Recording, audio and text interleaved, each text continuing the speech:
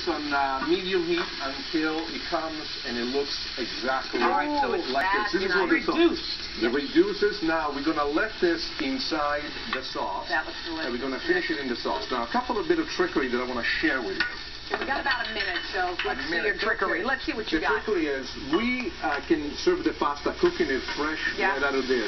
Or you can cook the pasta ahead of time and then mix it with some extra virgin olive oil. Okay. Prego, signora. That's now, good. let me show you something else. Who's got a spoon? Who's got the spoon? Here, Who's got my spoon? Here. Here, 3 spoons. How many spoons do you Tiny need? little spoon. Let me show you another trick here. The pasta water is what helps us make the sauce. Careful. There you are. Stare. Do it with a smile. Try to look sexy. That's exactly what I like. Now, this is what I call great television. I get away with murder. You should actually have your own show on TV. This happens when you have your own show. You can say stuff like this. Come to the back. Come on, show us what's going on back here. Back we go away.